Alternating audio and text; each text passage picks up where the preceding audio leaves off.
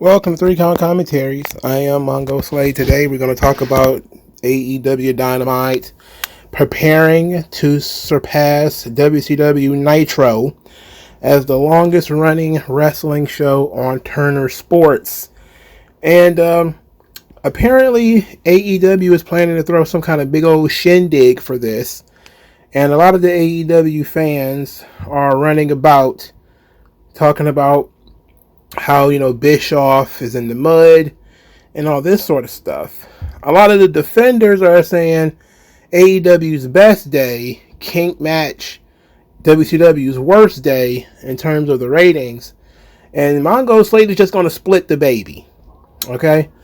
The first thing is WCW existed longer than Nitro. WCW was formed in the late 80s. I wish I could give you the exact year. Maybe it's 87, maybe it was 88, after Jim Crockett Promotions was purchased by Ted Turner.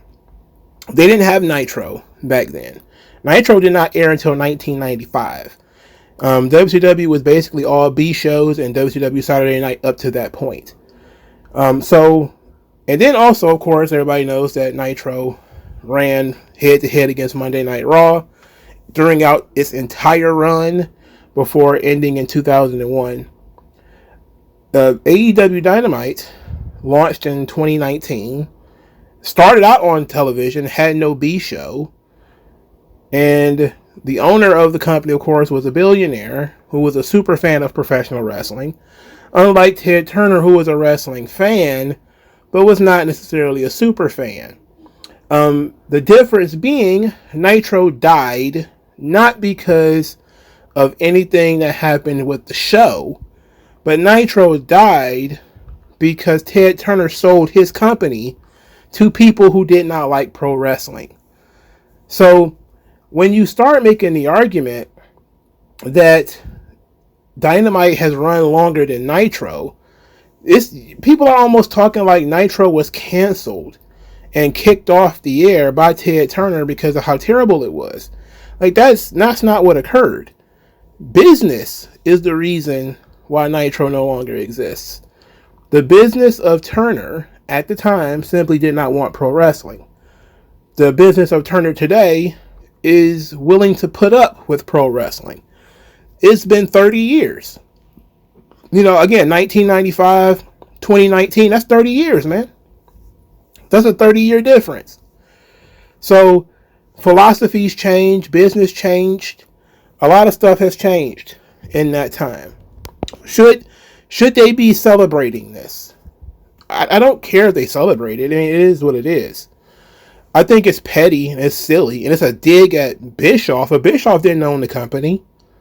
Bischoff was just the executive producer of the show and the president or executive vice president or whatever of WCW. And he was also never, ever in full control of the program.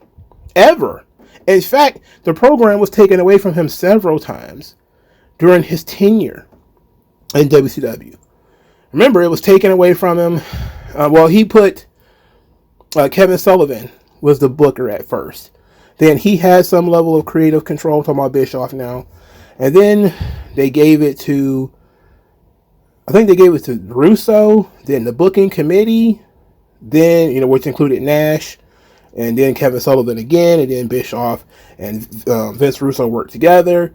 It was like a whole revolving door of bookers. So taking this as a jab at just Bischoff seems pretty silly. Bischoff wasn't the boss. He worked for other people. There was always somebody that Bischoff had to report to. Tony Khan doesn't have to report to anybody. Do you think his dad even checks the numbers on Dynamite? You think his dad even looks at the spreadsheet to see if this company even makes money? Do you think his dad gives a damn about AEW? No. He probably just enjoys seeing Tony have fun. Again, that was the whole idea behind him getting the $100 million to start the company in the first place. I want to see you enjoy your inheritance. And that's all he's doing. He's not going to interrupt Tony. He's not going to do anything. It's well known that Dynamite is not a business. It is a toy for Tony Khan. And guess what? That's fine. AEW has gotten away with far more on Turner than WCW ever was able to get away with. The excessive amount of blood, people being impaled, people being sliced up, people cursing live on television. WCW didn't get away with none of that. At the peak of the mid-90s, WCW couldn't even get away with half of that. Remember, they had standards and practices up their ass where they couldn't even call a weapon a foreign object. They had to call it an international object. You remember, they couldn't even call people fat. Meanwhile, you got, today, again, 30 years later, Jon Moxley is saying fuck on the live mic in front of the world. You know? I mean, it is what it is. Completely different time frame. So once you take all that into account, does this victory lap even make sense? No. AEW has tremendous amount of advantages over WCW.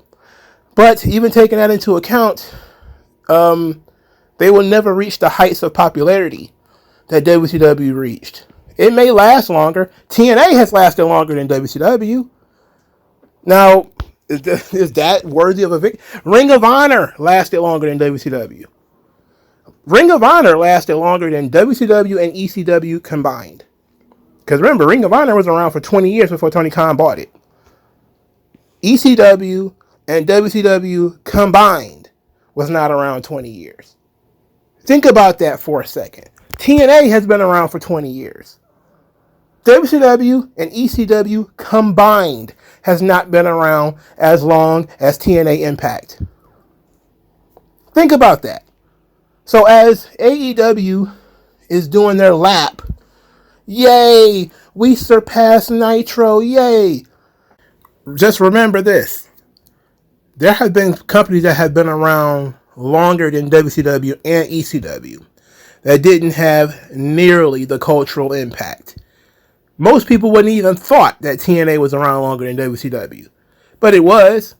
Hell, WCW gets more people watching their content on YouTube than TNA.